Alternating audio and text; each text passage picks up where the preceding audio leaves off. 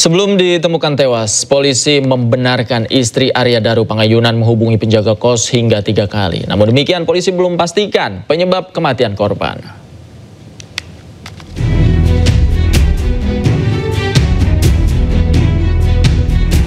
Kasubdit Penmas Polda Metro Jaya AKBP Reonald Simanjuntak membenarkan istri dari diplomat muda Kementerian Luar Negeri yang tewas di kamar indekosnya, Arya Daru Pangayunan, sempat menelpon penjaga indekos sebanyak 3 kali. Awalnya istri Arya sempat menghubungi nomor lama penjaga indekos untuk meminta bantuan dicarikan keberadaan suaminya. Namun nomor tersebut sudah tidak aktif lagi. Istri Arya kemudian menghubungi penjaga indekos di nomor barunya.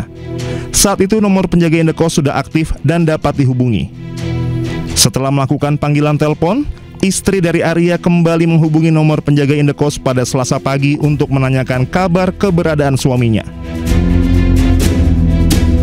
Setelah istri Arya menelpon untuk mencari keberadaan suaminya, penjaga indekos lantas bolak-balik di depan kamar Arya untuk mengecek situasi. Namun Reonald belum memberikan informasi lebih lanjut sejak kapan Arya hilang kontak dengan istrinya. 3 kali istri korban menghubungi penjaga kos untuk mengecek kamar korban. Itulah kenapa penjaga kos bolak-balik sambil memeriksa kondisi kamarnya korban, sehingga paginya baru dari penjaga korban untuk membuka kamar. Setelah jenazah Arya Daru Pangayunan ditemukan, belum terkuak apa penyebab kematiannya. Hingga Senin sore, polisi masih melakukan pendalaman terhadap kasus tewasnya Arya dengan mengedepankan prinsip scientific crime investigation. Dari Jakarta, Helmi Sajangbati, iNews melaporkan.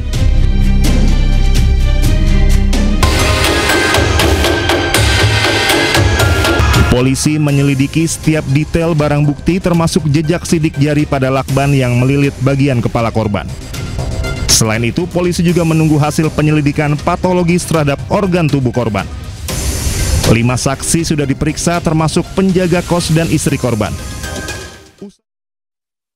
Dan untuk membahas lengkapnya terkait kasus kematian diplomat muda Kementerian Luar Negeri, kami telah terhubung dengan Adrianus Meliala, kriminolog Universitas Indonesia. Selamat malam, Bang Adrian. Apa kabar?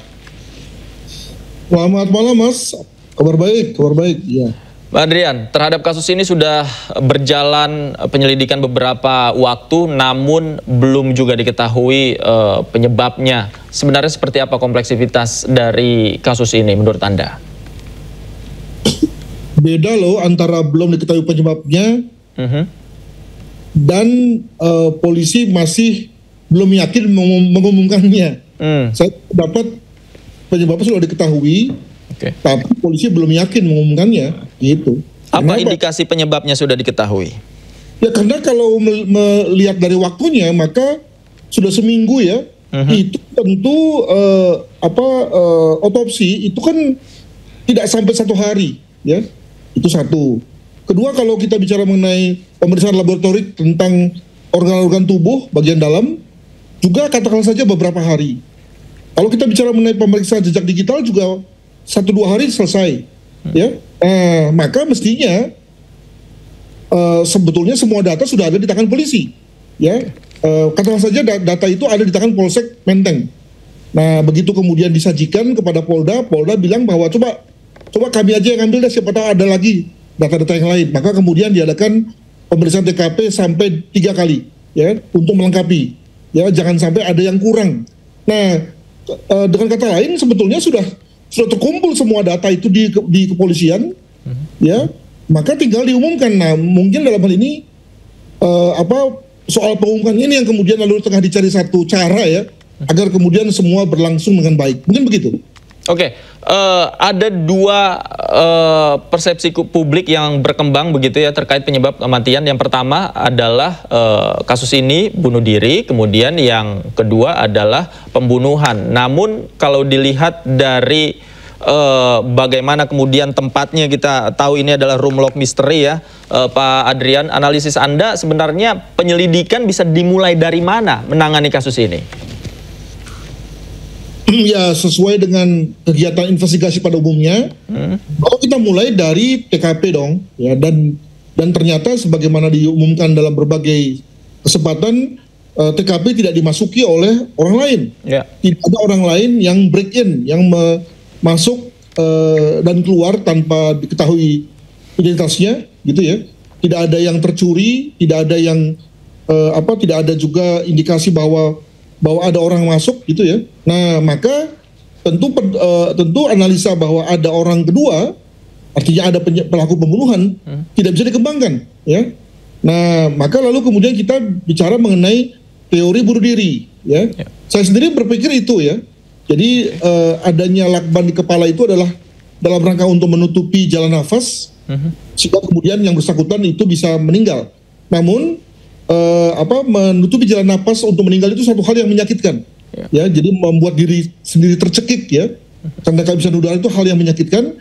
Maka saya berpendapat, dan ini juga sesuai dengan apa yang disebutkan dalam pemberitaan bahwa di dekat jasad korban terdapat obat-obat, ya. Maka saya berasumsi bahwa obat-obat itu diantaranya adalah obat tidur misalnya. Hal mana kemudian akan membantu mempercepat yang bersangkutan itu meninggal karena tenang, ya. Nah, sehingga lalu kemudian tidak merasa sakit ketika jalan nafasnya tersumbat. Namun teori ini pun juga sebetulnya ada kelemahannya. Saya tidak mengatakan ini teori yang sebetulnya semuanya kuat, ya. Kenapa ada kelemahannya? Karena dalam hal ini kelihatannya korban tidak menunjukkan satu tipikal orang yang hendak bunuh diri, ya. Tidak ada gerak-gerik, perilaku, kata-kata ataupun tulisan yang mungkin menunjukkan bahwa yang bersangkutan hendak membuat satu tindakan yang fatal. Hal mana diungkapkan oleh sejawatnya atau istrinya, konon begitu, gitu ya. Nah, maka dengan kata lain teori bunuh diri juga bisa menjadi lemah. Nah, kalau begitu apa dong? Nah, maka lalu kemudian kita tinggal menunggu hasil otopsi plus temuan dari bukti-bukti lain yang telah dikumpulkan oleh kepolisian. Demikian. Pak Adrian, menarik ketika modus melilit lakban ini dipilih menjadi salah satu metode untuk mengakhiri hidup. Kalau dalam perspektif psikologis sebenarnya apa biasanya, ya, yang mendorong seseorang untuk melakukan hal yang rumit ketika bunuh diri? Kami biasanya melihat pada dua kelompok saja, ya. Cara bunuh diri yang bersifat macho, dan yang kedua yang bersifat feminin. Dan kata lain, pada cara yang bersifat macho itu memang mengandalkan pada keberanian, ya. Ada unsur berani, ada unsur jantannya, ya. Sementara pada konteks feminin itu kelihatan seperti lemah lah, atau mirip perempuan lah, mohon maaf begitu, ya. Jadi sebagai contoh misalnya bunuh diri feminin itu misalnya dalam konteks minum pil tidur, ya, atau menyuntik diri, ya, sehingga kemudian nggak sadar, atau minum dalam jumlah besar, ya, jumlah banyak, sehingga kemudian lalu tertidur dan kemudian lalu tidak bangun-bangun lagi, itu umumnya dikategorikan sebagai feminin, ya, pembunuh diri yang feminin. Sementara kalau kita bicara mengenai bunuh diri yang macho itu misalnya gantung diri, menembak diri sendiri, itu lebih bersifat macho. Dengan kata lain, maka memang pelakunya umumnya pria, ya, terkait dengan yang macho itu. Nah, soal adanya variasi lain seperti misalnya melilit dengan kepala dengan lakban, itu memang hal yang agak langka, ya. Mungkin bisa dikategorikan sebagai agak-agak feminin, ya. Ditandai dengan bahwa yang bersangkutan itu lalu kemudian tidur dengan baik di tempat tidurnya, ditutupi dengan selimut dan seterusnya, itu sehingga seakan-akan memang siap untuk menghadapi ajalnya. Mungkin begitu. Oke, Pak Adrian, terakhir, menurut Anda apakah otopsi terhadap jenazah yang bersangkutan saja cukup untuk mendapatkan data, ataukah perlu diekshumasi? Kalau ekshumasi itu kan artinya sudah dikebumikan, iya, lalu kemudian dianggap perlu untuk digali kembali. Nah, yang ini kan enggak, ini kan adalah otopsi dalam terhadap korban yang masih segar, ya. Sehingga asumsinya itu tidak ada penyulitnya bagi saya, gitu. Nah, dan saya yakin bahwa diangkatnya kasus ini, ya, ditariknya kasus ini dari Polsek Menteng ke Polda Metro juga tidak berarti lalu Polsek Menteng salah. Saya kira saya angkat topi terhadap teman-teman di Polsek Menteng yang tentunya memiliki kemampuan lebih dibandingkan polsek-polsek yang lain. Namanya aja Polsek Menteng kan, gitu. Tapi tampaknya dalam hal ini Polda Metro berpikir bahwa jangan-jangan ada hal lain, ya, yang kemudian bisa dipertimbangkan, ya, yang mungkin kemudian lalu tidak menjadi ranah dari Polsek Menteng. Makanya kemudian lalu perlu dilakukan pengambilan data berkali-kali di TKP sampai 3 kali konon ya. Hal mana saya yakin sih dengan TKP sekecil itu, dengan kata lain tidak ada hanya satu kamar, tidak ada orang yang lalu lalang ya, praktis hanya 1-2 orang yang punya akses tentu ya, lalu kemudian bisa kita asumsikan bahwa tidak akan banyak hal yang terlewatkan gitu ya, sehingga sebetulnya sampai 3 kali pun juga mencerminkan ke satu kerjaan yang sebetulnya agak berlebihan gitu ya. Nah, saya membaca ini sebagai satu bentuk mungkin dari segi Polda Metro untuk mencari satu cara bagaimana memberitahukan kepada publik. Mungkin begitu. Oke, artinya polisi menurut dugaan Anda sudah mengetahui dan tinggal mengumumkannya saja begitu ya Pak Adrian. Terima kasih, kita nantikan nanti seperti apa sebenarnya yang diungkapkan oleh Polda Metro Jaya terhadap kasus ini. Terima kasih Pak Adrian, selamat malam, sehat selalu. Selamat malam, sehat selalu. Beralih ke informasi lain, pemirsa, Komisioner Kompolnas mendatangi rumah almarhum Brigadir Nur Hadi, polisi yang dibunuh atasannya di Lombok Barat, Nusa Tenggara Barat. Kompolnas menyatakan akan transparan dalam penyelidikan kasus ini.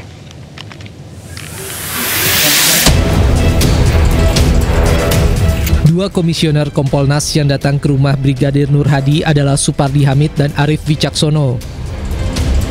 Mereka menemui istri Brigadir Nur Hadi, Elma Agustina, dan meyakinkan bahwa dalam penanganan kasus hukum kepada para tersangka pembunuh suaminya tidak ada unsur rekayasa atau intervensi.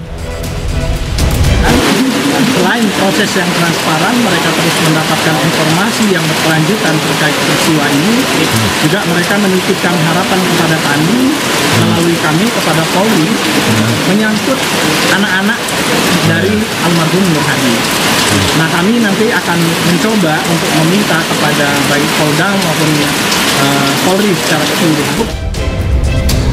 Istri almarhum Brigadir Nur Hadi, Elma Agustina, mengaku sedikit lega setelah mendengar penjelasan langsung bahwa proses hukum berjalan transparan dan profesional.